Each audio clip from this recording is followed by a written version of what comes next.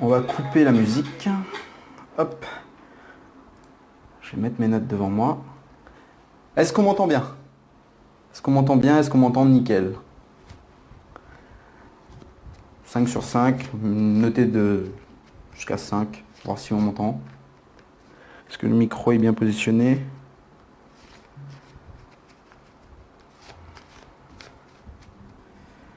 Hop. Je crois que j'ai les commentaires un peu en retard.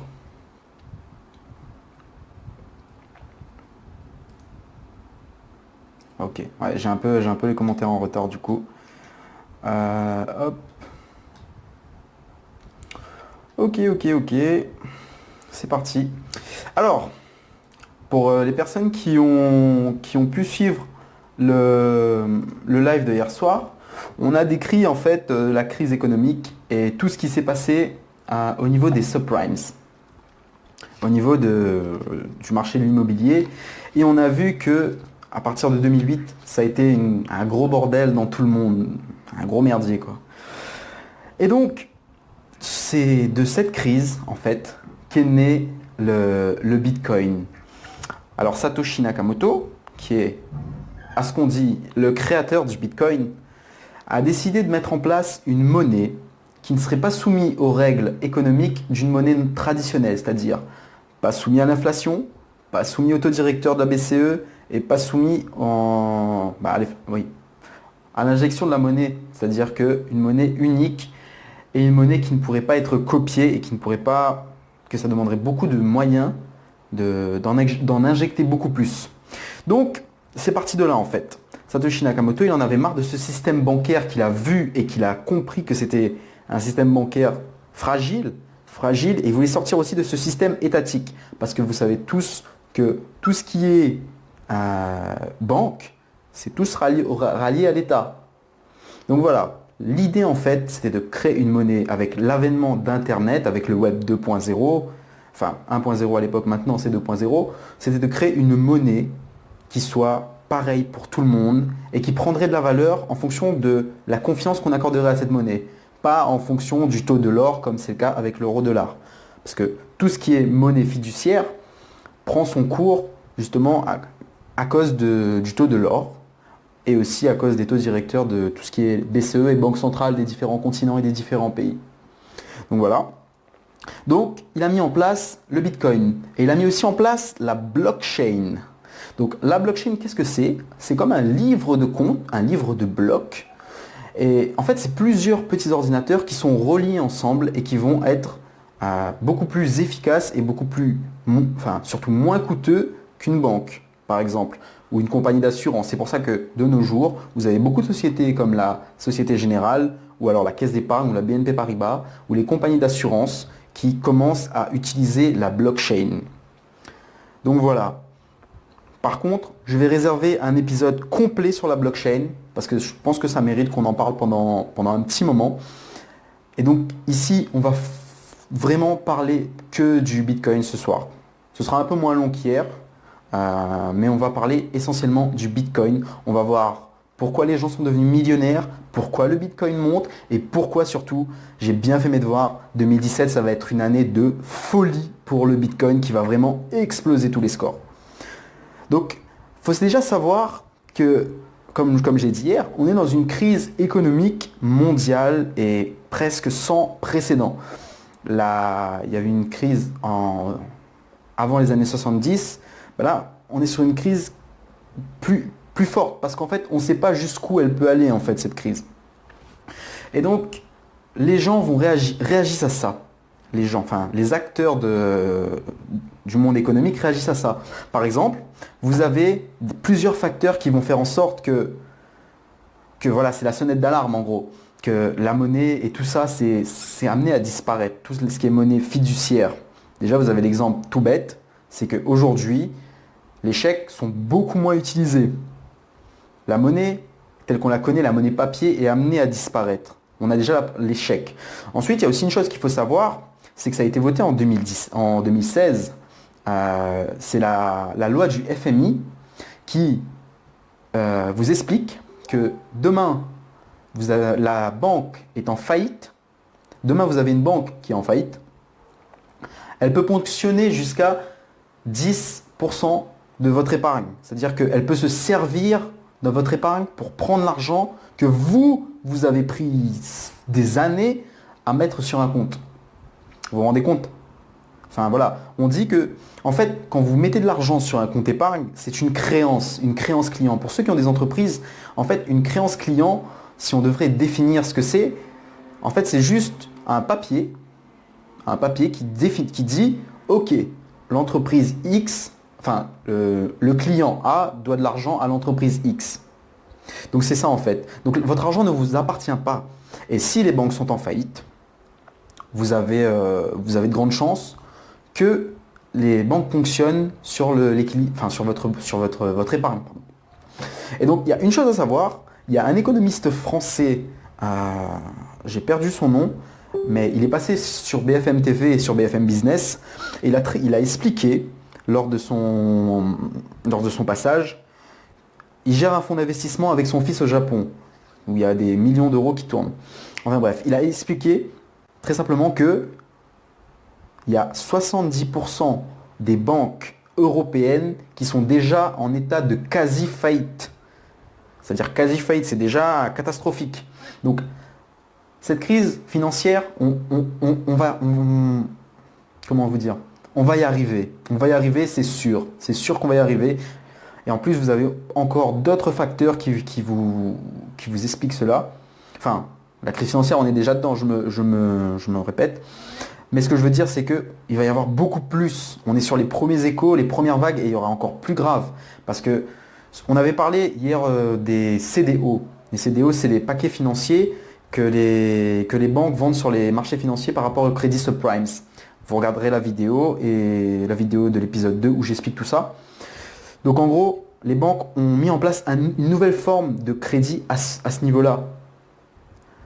Les banques aux États-Unis. Donc ils sont en train de refaire la même erreur que ce qu'ils ont fait en 2006-2005 dans une crise qui est déjà en crise. Enfin voilà, je ne sais pas si vous voyez ce que je veux dire, vous êtes déjà dans la crise et ils refont les mêmes erreurs. Donc ça va être pire parce qu'on est déjà en crise. Ensuite, pour moi, vraiment le point d'alarme qui dit que une grosse crise financière va arriver beaucoup plus importante que celle qu'on a connue, c'est le Brexit, tout simplement. Vous avez la Grande-Bretagne qui va sortir de l'euro parce que l'euro, c'est le bordel, tout simplement. Parce que vous avez les marchés financiers qui sont comme des colonnes de verre qui sont super fragilisées. Il suffit qu'un rien pourrait déstabiliser tout le marché financier et foutre le boxon dans toute l'économie européenne.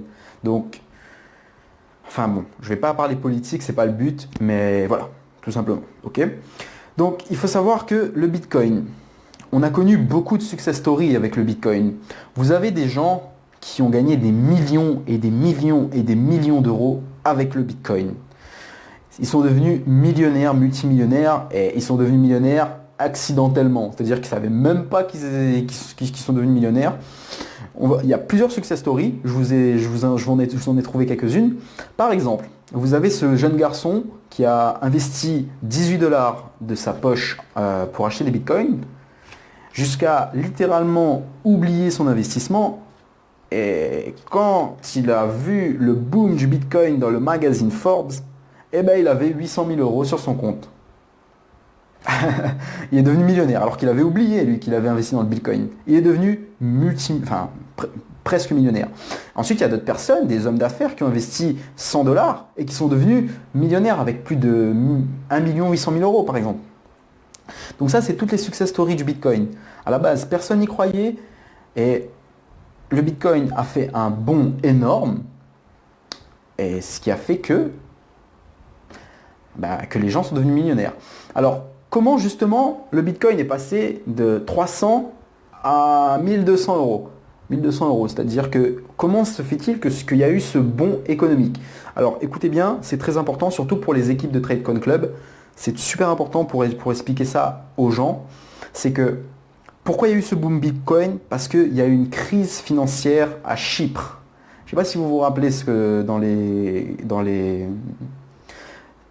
informations, on en parlait beaucoup de la crise financière grecque, mais il y a eu aussi la crise financière à Chypre. Donc pareil, le système bancaire s'est effondré en Chypre et les Chypriotes ne pouvaient plus retirer grand-chose. Donc ce qui s'est passé, c'est tout simplement que les Chypriotes, qu'est-ce qu'ils ont fait? Pas tous les Chypriotes bien sûr, mais une bonne partie a décidé de se tourner vers la monnaie virtuelle. Donc la monnaie, ils ont investi dans le Bitcoin.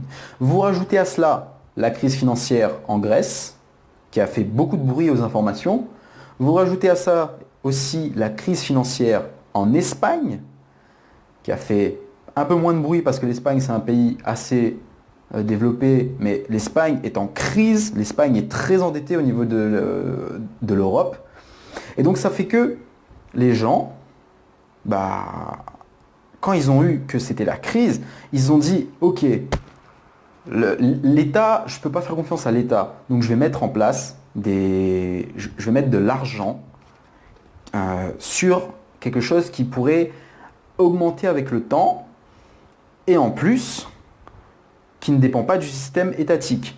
Et donc ce qui s'est passé, vous aviez déjà des gens qui utilisaient le Bitcoin était à 300 euros, vous aviez ensuite des gens les Chypriotes qui ont investi dans le Bitcoin, vous aviez ensuite les Espagnols qui ont investi dans le Bitcoin, vous avez ensuite les Grecs qui ont investi dans le Bitcoin, il y a aussi une bonne partie du Portugal, donc 5 pays qui ont investi dans le Bitcoin. Ça, on n'en a pas beaucoup parlé, mais il y a eu des crises dans tous ces gros pays-là. Donc le fait que tous ces pays envoient de l'argent dans le Bitcoin, ça a fait que vous avez eu un boom. C'est-à-dire que beaucoup de gens ont pris du Bitcoin, boum, c'est parti. Le Bitcoin a explosé jusqu'à atteindre des valeurs au record pour une monnaie. Une petite anecdote aussi, je ne sais pas si vous connaissez Richard Branson, qui est le concepteur et le créateur de Virgin Megastore, du groupe Virgin en fait, pas Virgin Megastore, mais le groupe Virgin.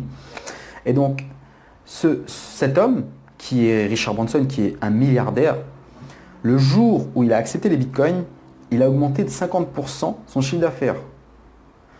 Bonsoir Sergio. Yann Miller, exactement, ce n'est que le début. On va voir ça tout de suite après. Vous allez voir, je vais vous expliquer pourquoi le bitcoin prend de la valeur et pourquoi surtout en 2017, ça va être de la folie avec le bitcoin parce que c'est dingue, c'est dingue. Moi j'ai bien fait mes devoirs, j'ai bien fait mes recherches et je peux vous dire que c'est énorme. Alors, avant de vous déterminer tout ça, je vais vous citer 3 avantages d'investir dans une crypto-monnaie, et notamment le Bitcoin. C'est que de 1, vous avez un échange international facilité. Il faut savoir que le marché des échanges d'argent, en fait, par exemple, alors comment ça s'appelle ce service d'échange d'argent là? Western Union. Western Union, les services comme Western Union, il y a à peu près pour 2000 milliards d'euros par mois en frais, juste en frais. C'est-à-dire que vous payez à peu près 2000 milliards d'euros. À peu près. Ou alors c'est par an. Je ne sais pas, mais c'est énorme. Il faudrait que je revérifie. Mais peu importe le prix, c'est énorme ce que vous payez en frais. Alors qu'avec la blockchain, avec le Bitcoin, vous avez 0 euros de frais. 0. La blockchain s'occupe de tout et vous envoyez de l'argent et vous êtes bien et vous n'avez pas de frais quoi. Et donc les échanges sont facilités.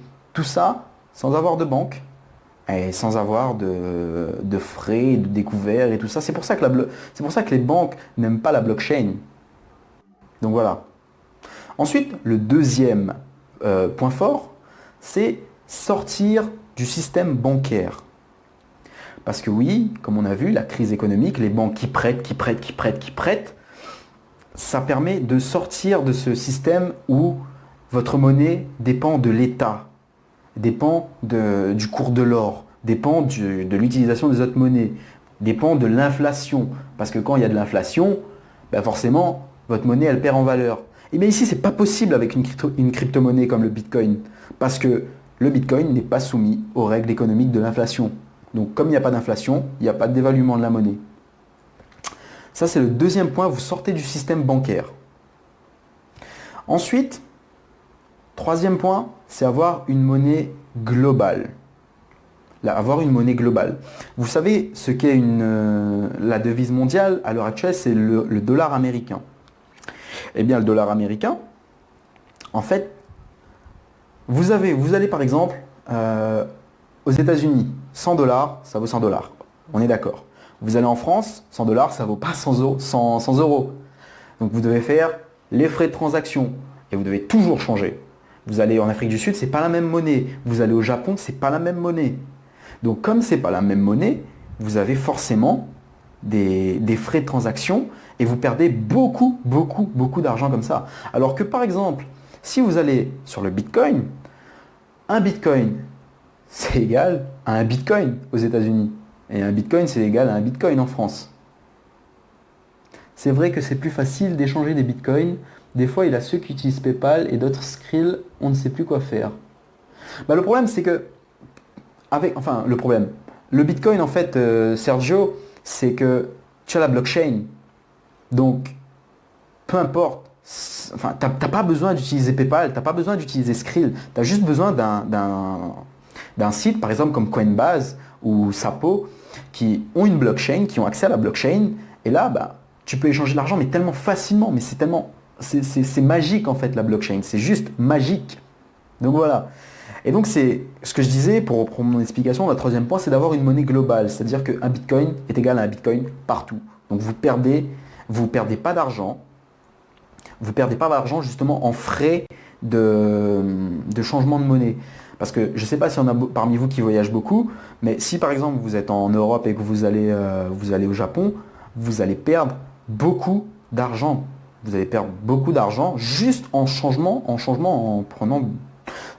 vos euros en yens. Alors que un Bitcoin est égal à un Bitcoin, c'est tout. Et le Bitcoin peut être utilisé partout dans le monde. Bien sûr, il y a des endroits où ils n'acceptent pas encore le Bitcoin, mais c'est en train de devenir vraiment exceptionnel. C'est en train de devenir exceptionnel. Ce qui se passe en ce moment avec le Bitcoin, c'est juste génial. Moi, je vous dis, je suis comme un fou. Parce que je vous en parle de ça juste après. Ne vous inquiétez pas. Alors, ce qu'on va voir maintenant, c'est, ok, le Bitcoin, il prend de la valeur. Mais concrètement, comment il fait le Bitcoin pour prendre de la valeur? Comment ça se passe? C'est la question que beaucoup de gens se posent en fait. Comment le Bitcoin prend de la valeur? Comment ça se passe? Pourquoi le Bitcoin est monté à 1200? Pourquoi le Bitcoin... voilà. Pourquoi le Bitcoin prend de la valeur? Tout simplement. On va résumer là, on va pas se casser la tête. Donc, en fait, ce qui se passe, c'est que le Bitcoin, il prend de la valeur parce que, comment dire? Parce que c'est utile en tant que monnaie. Le Bitcoin, il présente toutes les caractéristiques d'une monnaie en se basant sur des propriétés mathématiques. C'est-à-dire que le Bitcoin, c'est la durabilité, la portabilité, la fongibilité et la rareté. Ok? Et surtout, ça dépend des maths, en fait. Le Bitcoin dépend des maths. Plutôt que de dépendre, justement, comme je le disais plus précédemment, des propriétés physiques, comme l'or, ou alors les taux directeurs des banques centrales, par exemple la Banque Centrale Européenne. D'accord? Et donc, en résumé, le Bitcoin, c'est juste des mathématiques. C'est des mathématiques. Avec, justement, sa manière de fonctionner. Sortez l'argent des banques décentralisées, vos valeurs en crypto. J'ai pas compris ce que tu voulais dire, Gilles. L'offre et la demande. Exactement, Jérôme. C'est exactement ça. Ça dépend justement sur deux facteurs qui sont la confiance et l'adoption des gens par cette crypto-monnaie. En fait, c'est même pas le Bitcoin, c'est la crypto-monnaie qui fonctionne comme ça. C'est que plus vous avez des gens qui vont avoir des Bitcoins, qui vont utiliser le Bitcoin, et plus le Bitcoin va augmenter son prix. C'est tout simplement comme ça. C'est simple. Lorsque la demande pour le Bitcoin augmente, le prix du Bitcoin augmente. Lorsque la demande du Bitcoin diminue, eh bien, le prix diminue. Et comme il n'y a qu'un nombre de Bitcoin en circulation, à savoir 21 millions, je crois, s'il y a des gens qui peuvent me corriger si c'est pas ça, mais je crois que c'est 21 millions de Bitcoin en circulation, ce qui fait à peu près un 25 milliards ou trilliards d'euros de chiffre d'affaires. Donc, les Bitcoins sont créés et sont prévisibles. Donc, par contre, ils ne sont pas soumis aux règles d'inflation. Vous voyez, c'est des règles mathématiques, ce n'est pas des règles d'inflation. C'est-à-dire que demain, le Bitcoin il se passe une crise économique, c'est-à-dire inflation de la monnaie, les gens envoient la planche à billets, enfin les États envoient la planche à billets comme ça s'est passé en 2008, le Bitcoin, il ne perdra pas de valeur. Au contraire, au contraire. Au contraire, il gagnera en valeur. C'est ça qu'il faut comprendre. C'est qu'aujourd'hui, le Bitcoin, les gens veulent du Bitcoin, les gens veulent du Bitcoin. Pourquoi? Parce qu'ils n'ont plus confiance en ce modèle économique qui est la société, avec l'inflation, avec les prix du marché qui s'effondrent. Actuellement, 16 millions confirmés. D'accord, Jérôme. Ouais, ok. Alors, étant donné que justement le Bitcoin demeure un marché à peu près petit, comparativement à ce qui pourrait être, la quantité d'argent pour affecter le prix à la hausse ou à la baisse bah, ne peut pas être quantifiée en fait. En gros, il n'y a pas de valeur matérielle de la monnaie. Eh bien, si il y a une valeur matérielle de la monnaie, parce que la monnaie, tu peux l'utiliser dans plusieurs endroits en fait, dans le monde. Dans plusieurs endroits, tu peux utiliser la monnaie dans le monde. C'est-à-dire que, par exemple, justement, on va répondre à cette question qui est assez pertinente. C'est que pourquoi 2017, c'est maintenant qu'il faut investir dans le Bitcoin. Je vais lire quelques articles que j'ai pris, que j'ai découverts. D'ailleurs, les sources sont... Donc, il faut savoir que le Bitcoin, si tout le monde vend leur Bitcoin, le Bitcoin perdra de sa valeur, mais peu probable en ce moment. Oui, c'est ça. Si tout le monde vend ses Bitcoins, le Bitcoin redescendra. C'est sûr. Mais pourquoi c'est peu probable? Parce que le Bitcoin est une monnaie qui est fiable en fait. C'est une monnaie fiable et qui est amenée à être beaucoup utilisée. Par exemple, là, j'ai un article devant moi, Yann en parlait tout à l'heure, c'est que le Bitcoin à Vienne, il y a une banque qui t'autorise à amener tes Bitcoins et à ressortir avec des euros. C'est dingue. À Vienne, c'est-à-dire en Autriche, enfin à côté de la Suisse, en Autriche. Donc là-bas, tu envoies de l'argent au Bitcoin et tu ressors avec des euros. C'est dingue. Donc voilà. Ensuite, vous avez aussi, c'est Yann Miller qui m'a donné l'information, c'est le Bitcoin est en train d'être légalisé au Japon. Au Japon, le Bitcoin au Japon. Je ne sais pas si vous vous imaginez c'est quoi cette nouvelle, mais c'est une nouvelle qui est extraordinaire. Parce que je vous rappelle un principe de base de l'économie mondiale et du commerce international. Vous avez trois grosses puissances qui font du marché international. On les appelle la triade. C'est le Japon, l'Europe et les États-Unis. Et vous imaginez si un membre de la triade comme le Japon se met à légaliser le Bitcoin, mais le Bitcoin va être de plus en plus utilisé. Du coup, qu'est-ce qui se passe? Cette année en 2017, le prix du Bitcoin va flamber. Il va flamber. Il va juste flamber. C'est juste un truc de fou. Il va augmenter et il y aura plus de gens au Japon qui vont utiliser le Bitcoin. Et justement, les Européens vont devoir s'adapter. Les États-Unis aussi. Bien sûr, je ne pense pas qu'il y aura que des transactions en Bitcoin, mais il y en aura de toute façon. Donc ce qui fait que beaucoup plus de Bitcoin va être en circulation et la mentalité des gens change. On est dans l'Internet 2.0, bientôt 3.0. Donc forcément, vous avez des gens qui vont acheter du Bitcoin parce que le Bitcoin, c'est le moyen aujourd'hui de faire beaucoup d'argent. C'est un produit financier qui est très sûr.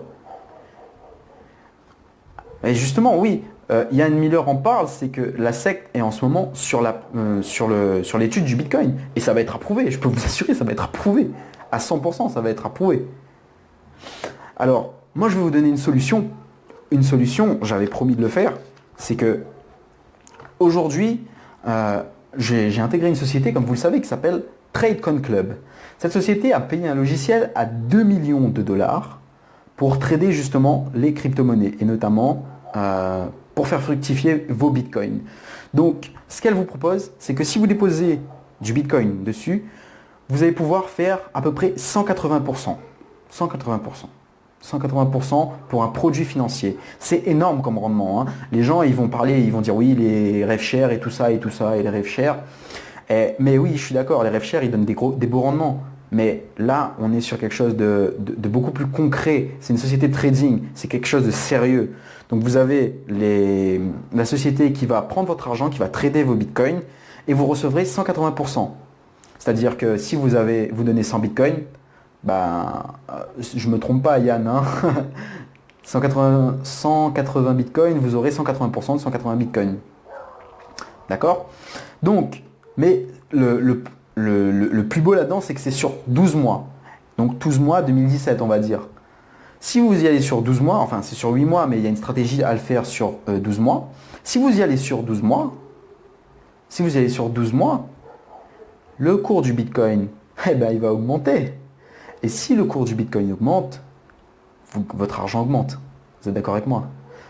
Le Bitcoin, cette année, c'est l'année du Bitcoin. Les spécialistes vont vous dire, allez, il y a 3, 4, 5, 6 fois le triplé quoi, en 12 mois, c'est ça? Oui, c'est ça, il y a 180% sur les bitcoins en 12 mois, plus la grosse plus-value que va prendre le BTC. Exactement, je parle de plus-value que le BTC va prendre. C'est-à-dire que vous allez avoir un double effet de levier. Merci Yann. Donc un double effet de levier que vous allez avoir. Et vous allez avoir en plus le trading qui va vous donner 180% en 12 mois. Et en plus le Bitcoin qui va prendre, bon, je veux pas être prophète, mais moi en restant pessimiste, je vais dire 3 ou 4 fois son prix, c'est-à-dire qu'il serait à peu près à 3 à 4 000 euros. Mais bon, les spécialistes, eux par contre, vont vous dire que le Bitcoin en 2018 peut atteindre des sommets jusqu'à 10 000 euros, justement par rapport à tous les points que j'ai cités juste avant. Vous comprenez? Donc, n'attendez pas, regardez simplement moi mon exemple. Le Bitcoin, quand juste en début de semaine, hein, j'ai pris un pack à 300 euros. À 300 euros, le Bitcoin était à 1100 et quelque chose, 80, un truc comme ça. Et là, en même pas deux ou 3 jours, j'ai gagné déjà de l'argent. Alors que j'ai rien fait. J'ai pas encore fait rentrer de personne, mais j'ai gagné de l'argent. J'ai gagné de l'argent en faisant rien. Pourquoi? Parce que le Bitcoin a augmenté. Il est passé de 1180 à peu près à 1230. Là, à l'heure actuelle, il est 1230. Donc, entre le statut que j'ai posé tout à l'heure en disant que j'allais faire un live et maintenant, j'ai encore gagné de l'argent. Enfin, vous voyez, c'est un truc de dingue, mais vous imaginez pas. Vous imaginez si le Bitcoin... Enfin, ça marche pas comme ça, hein, bien sûr, vous en doutez, mais vous imaginez si le Bitcoin prend 40 euros par jour. Vous imaginez dans un an. Ça va être juste un truc de fou. Ça va être dingue, ça va être waouh, quoi. Enfin, 2017, c'est vraiment l'année où le Bitcoin va une nouvelle fois exploser. Exploser. Avec tous les éléments que je vous ai cités. Bien sûr, si vous cherchez, vous allez voir beaucoup plus d'éléments, beaucoup plus de pays, beaucoup plus de... Par exemple, il y avait, là, j'ai pas le document, mais le Nigeria, une banque au Nigeria a dit, ok, on accepte les bitcoins, comme la banque de Vienne. Donc, moi, ce que je vous conseille, c'est vraiment investissez dans le bitcoin. En plus, vous serez très content d'investir dans TradeCoin Club, parce que derrière, vous aurez fait une plus-value de 180% et vous aurez contacté un petit portefeuille de Bitcoin. Vous êtes tout bénef. Et vous avez strictement rien à risquer parce que c'est une société très sérieuse. Le sujet n'est pas de traiter le TradeCoin Club. Mais j'ai étudié cette société-là avec Yann Miller justement et je peux vous dire que comparé à tout ce qui se fait aujourd'hui, d'une part le plan de rémunération et le rendement que vous avez, c'est pas un rendement trop beau pour être vrai en fait. C'est juste une société de trading qui existe depuis 2005, dont le CEO a décidé d'ouvrir une branche MLM et c'est pour ça que je le développe et surtout parce que je crois en la crypto-monnaie. Surtout avant, moi j'ai développé le OneCoin. Donc la crypto-monnaie je connais. Et je peux vous dire que ce que fait TradeCoin Club, c'est vraiment génial. Dans un an on en reparlera encore, mais dans un an il sera trop tard. Dans un an il sera trop tard pour vous lancer. C'est maintenant. Peut-être que dans un mois, ce sera déjà trop cher pour vous. Alors, c'est maintenant. Faites pas l'erreur que j'ai fait. Moi, j'ai fait l'erreur. Quand Yann m'a proposé l'opportunité, je dis ouais, c'est bon, dégage. Enfin voilà, j'ai pas voulu. Mais aujourd'hui, c'est le moment. C'est le moment de vous lancer. Donc, 180% en 12 mois, c'est très propre et réaliste. C'est le double effet qui permettra de rendre ça super intéressant. Exactement, c'est le double effet de levier que je parle depuis tout à l'heure. Donc, ne, ne perdez pas de temps. Moi, je suis prêt à vous former sur tout ce que je vous ai dit là, de vous prendre vraiment un par un, il n'y a pas de problème. Ensuite, vous avez une équipe, c'est la meilleure équipe francophone. Et surtout, n'oubliez pas que la société est en pré-lancement. C'est un pré-lancement, la société n'est pas encore lancée officiellement. On est au début, on est au momentum. Enfin, même pas encore au momentum. On est au début, on est vraiment au début de la société. Donc c'est maintenant qu'il faut y aller. Imaginez, vous étiez au début de toutes ces grosses sociétés comme par exemple, je sais pas, Herbalife ou One Life. Vous étiez au début, dans les premiers. Alors qu'il est, vous serez bien riche quand même. Donc voilà, ce sera tout pour ce soir. Je ne sais pas si je ferai un live demain parce que je ne sais pas si je serai disponible. Mais le prochain live sera sur la blockchain. On va parler de la blockchain et on va voir tous les bons côtés de cette blockchain qui est magique en fait. C'est magique, c'est juste magique. Yann Miller a dit quelque chose d'intéressant, c'est aussi 35e site le plus visité au monde en seulement 60 jours sur le rang Alexa. Et surtout, c'est dans des sites qui sont, par exemple, l'Allemagne. L'Allemagne visite beaucoup. Et pourtant, l'Allemagne a comment j'ai tellement parlé que j'oublie mes mots. L'Allemagne a une loi vis-à-vis des sociétés qui font du trading et de l'investissement et du MLM qui est très dure. Donc vous imaginez bien, c'est pas des sociétés en Russie ou au Portugal ou. Et oui, le premier aussi, c'est les USA. Oui, le premier, comme tu dis, Yann, c'est les USA et le Japon. Et vous saviez que vous prenez l'exemple de Madoff. Madoff a pris perpète en mettant une arnaque sur le. Voilà, ça rigole pas, en mettant une arnaque. Donc, c'est des gens très connus qui font ça. Ce sont des hommes d'affaires. Et ils ne peuvent pas mettre leur réputation en jeu comme ça. Ce serait complètement fou. Voilà, TradeCon Club, c'est un business sérieux. Les rendements ne sont pas trop beaux pour être vrais, mais vous pouvez faire un très beau bénéfice. Et si vous avez l'esprit d'entrepreneur, moi je peux vous former et vous serez entouré par des gens géniaux, des gens qui savent ce qu'ils font, des gens qui sont très bons sur ce qu'ils font. Et surtout, vous serez accompagné, vous ne serez pas dans la nature, vous aurez accès à beaucoup d'outils. Donc je vais arrêter le live maintenant. Je vous remercie. Aujourd'hui, ça fait plaisir. On a atteint un pic à 25 personnes, c'est cool. Franchement, merci et je vous dis à la prochaine pour le live sur la blockchain. Ciao ciao people et portez-vous bien.